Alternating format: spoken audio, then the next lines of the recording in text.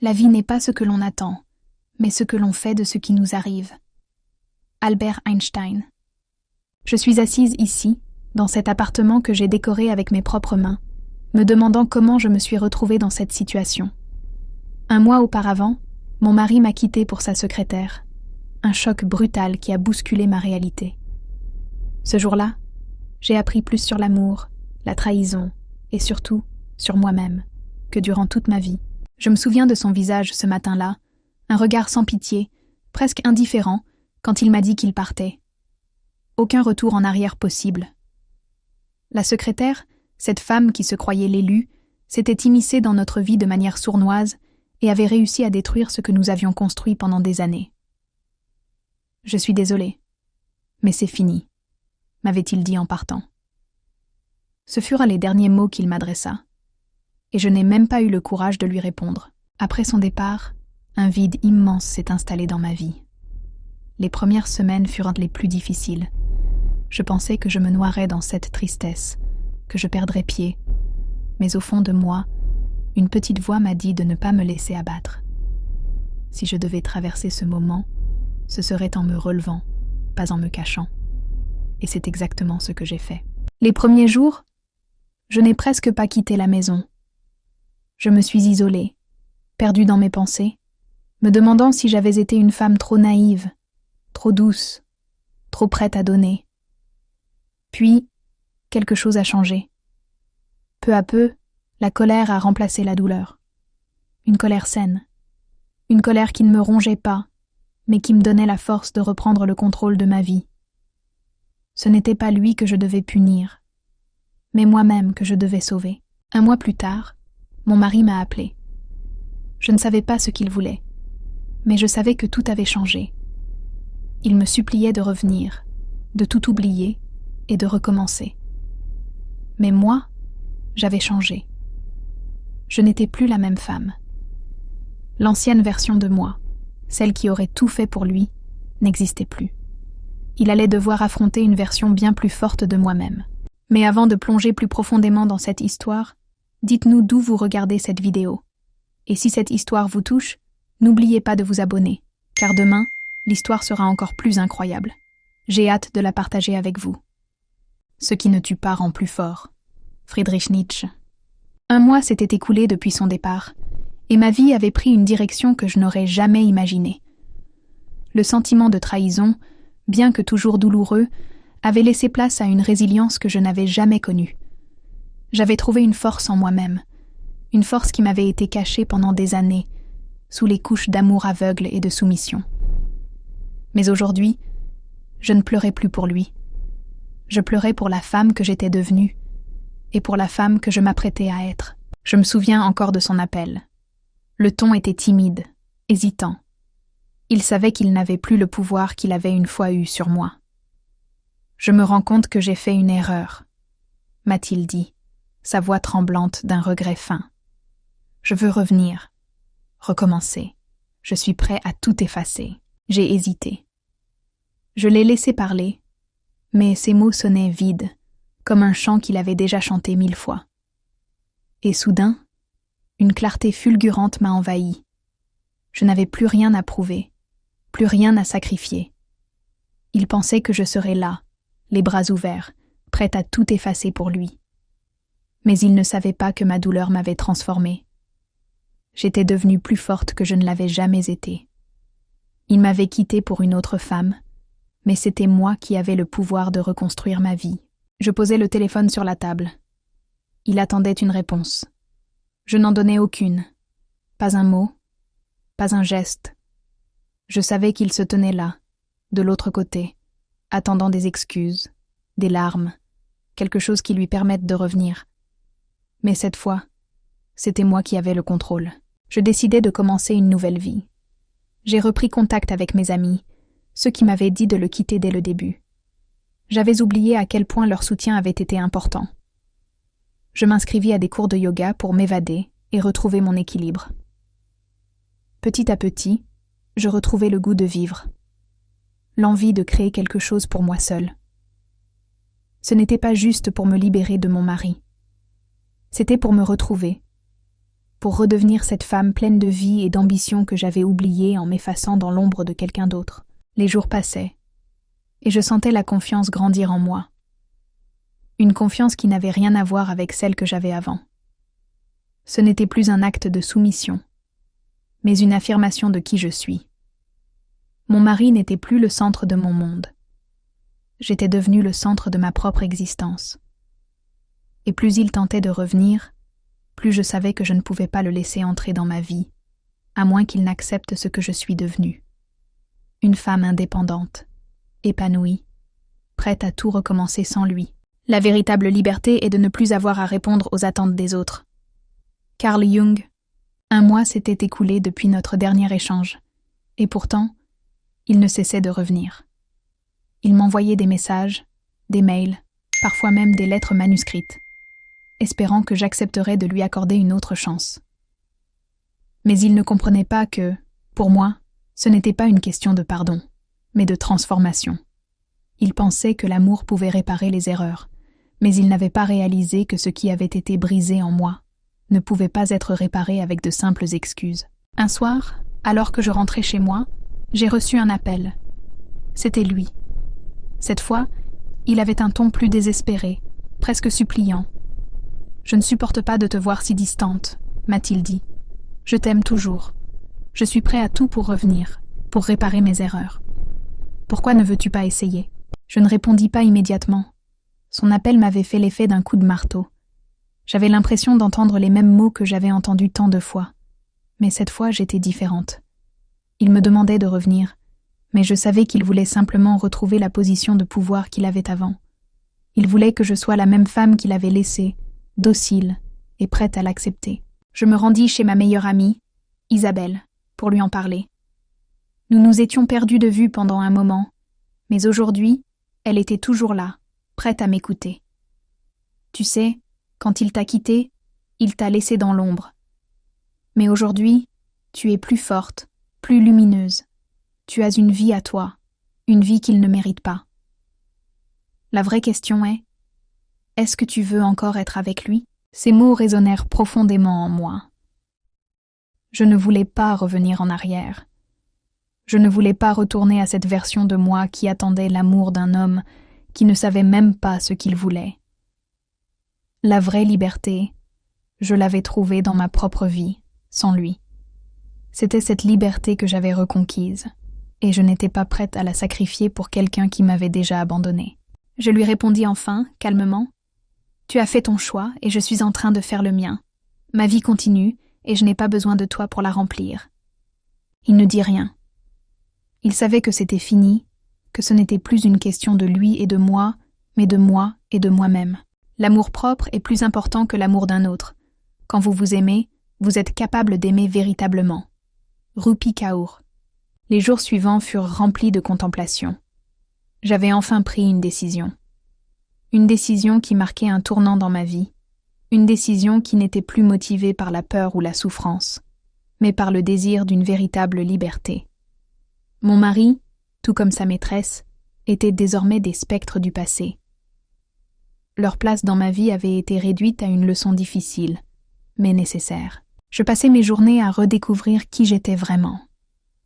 J'avais commencé à faire des choses pour moi, à me concentrer sur ce que je voulais accomplir.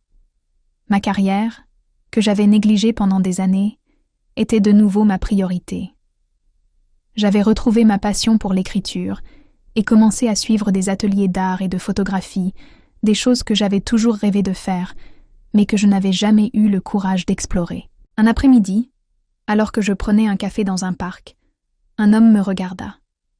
C'était un regard franc, sans arrière-pensée, simplement un regard appréciateur. Au début, je l'ai ignoré, car mon esprit était occupé par tout ce qui se passait dans ma vie. Mais il insista, souriant, et il s'approcha. Nous avons commencé à discuter, d'abord de manière timide, puis de manière plus ouverte. Il n'y avait pas de pression, juste une conversation, un échange d'idées, une véritable connexion humaine. Cela m'a frappée. Cette rencontre, aussi simple soit-elle, m'a rappelé une vérité essentielle. Je n'avais jamais pris le temps de m'apprécier, de me reconnaître comme une personne digne d'amour et de respect. Ce n'était pas l'amour d'un autre qui me manquait. C'était l'amour de moi-même. J'avais appris à aimer et à m'accepter telle que j'étais. Et cette rencontre m'a montré que l'amour ne devait pas être conditionné par la validation de l'autre. L'amour propre était la clé de tout. Le lendemain, mon mari m'appela à nouveau. Mais cette fois, je n'étais plus réceptive à ses appels. Il n'avait plus de place dans mon cœur. Il m'avait fait du tort, mais il m'avait aussi donné l'opportunité de renaître. Et ce n'était pas lui qui allait définir mon bonheur. Je lui laissai un message, simple mais ferme. Je ne reviendrai pas. Je ne suis plus la personne que tu croyais. J'ai trouvé ma paix et ma liberté sans toi. Je raccrochai, un sourire satisfait sur mes lèvres. Ce n'était pas un acte de vengeance. C'était un acte d'affirmation, un acte de renaissance. Je ne reviendrai jamais à l'ombre de celui qui m'avait trahi. Je vivais enfin pour moi-même. Je me sentais plus vivante que jamais. Chaque journée, chaque moment me rappelait la femme que j'étais en train de devenir. Une femme libre, sans les chaînes de la dépendance émotionnelle. Je n'avais plus besoin de validation ni de l'amour de quelqu'un pour exister. C'était une forme de liberté que je n'avais jamais connue, une liberté qui venait de l'intérieur, d'une paix que j'avais enfin trouvée avec moi-même. Les premiers mois après son départ avaient été difficiles, c'était certain. Mais avec le temps, je m'étais reconstruite. Ce que je croyais être une fin était en réalité le début de quelque chose de nouveau. Je redécouvrais des passions que j'avais laissées de côté depuis trop d'années. Je renouais avec des amitiés que j'avais négligées. Le monde semblait plus vaste et plus prometteur que jamais. La douleur que j'avais ressentie n'était plus qu'un souvenir lointain, et au lieu de me laisser définir par cette souffrance, j'avais choisi de me redéfinir. J'avais commencé à voyager seule, un acte de courage que je n'aurais jamais envisagé auparavant. Chaque nouvelle destination m'offrait l'opportunité de grandir, de m'ouvrir à des expériences inédites. J'étais plus forte, plus confiante. Ce n'était pas juste un voyage physique, c'était un voyage intérieur, un chemin vers l'autodécouverte. Un jour, je reçus un message de lui. Mon mari. Il m'avait écrit longuement, me suppliant presque de revenir, d'effacer tout ce qu'il avait fait, de lui permettre de réparer ce qu'il avait brisé. Il me disait qu'il regrettait sincèrement ses choix, qu'il avait compris qu'il m'avait perdue et qu'il souhaitait un retour à la normalité. Mais il n'était plus question de retour pour moi. Je regardais son message et laissais échapper un petit sourire. Ce message, malgré sa sincérité apparente, ne m'émouvait plus. Je n'étais plus cette femme qui attendait de l'autre qu'il change pour être heureuse. Non. Je m'étais rendu compte que le vrai changement venait de l'intérieur, et que ma vie ne dépendait pas de la rédemption de quelqu'un d'autre. J'avais trouvé mon propre équilibre et ma paix, et rien ni personne ne pourrait m'enlever cela. Je pris une profonde inspiration, consciente de la force que j'avais maintenant. Je n'avais plus besoin de répondre à son appel. Ma vie était la mienne, et je la construisais selon mes propres termes. Il n'est pas la destinée qui façonne l'homme, mais l'homme qui façonne sa destinée. Héraclite d'Éphèse, philosophe présocratique. Ce soir-là, en regardant les étoiles depuis la terrasse de mon appartement, je compris enfin ce que cela signifiait. La liberté. Non pas une liberté imposée par les circonstances extérieures, mais une liberté choisie, un acte de réappropriation de soi. Ce n'était pas la souffrance qui avait forgé mon caractère, mais ma décision de ne plus me laisser définir par elle. Les anciens Grecs, comme Héraclite, nous ont enseigné que l'homme est celui qui forge sa propre destinée, et c'est ce que je venais de réaliser. À travers la douleur, la perte et l'humiliation, j'avais forgé une version plus forte de moi-même, une version qui ne dépendait plus des autres pour exister. Et, comme les anciens Romains, et leurs idées sur la vertu et l'honneur, je savais que c'était à moi de redéfinir ce que signifiait l'honneur dans ma vie. L'honneur n'était plus lié à la fidélité aveugle, mais à la fidélité envers moi-même, envers mes choix et mes principes. Le soleil se couchait, et je me demandais si mon mari comprenait à quel point il avait sous-estimé ma capacité à me reconstruire. Il croyait que ma vie serait vide sans lui, mais je savais maintenant que c'était lui qui s'était laissé emprisonner par ses propres erreurs, ses propres choix. Il avait perdu bien plus que moi. Je ne voulais plus me laisser piéger par ce passé. Mes actions, mes décisions étaient désormais les seules choses qui guidaient mon chemin. Et, tout comme les anciennes civilisations qui ont su se relever après de grandes catastrophes, que ce soit les Sumériens qui ont construit les premières grandes cités de l'histoire, ou les Romains qui ont forgé leur empire dans la guerre et la conquête, je savais que c'était par ma propre force intérieure que je bâtirais un avenir nouveau. Je pris un dernier regard vers l'horizon. La nuit était calme, sereine. C'était mon moment, et je n'avais plus peur. Je n'étais plus la femme abandonnée. Je n'étais plus l'épouse trahie. Je n'étais plus la victime. J'étais une femme libre, souveraine de sa propre existence, prête à vivre selon ses propres règles. Et, tout comme les rois et reines d'Urartu, qui se sont battus pour leur indépendance et leur survie, je savais que désormais, c'était à moi d'écrire mon histoire. Mon chemin, libre et sans entrave, m'attendait. La plus grande victoire n'est pas de ne jamais tomber, mais de se relever à chaque chute. Sénèque. Les jours passaient, et je devenais chaque jour un peu plus moi-même.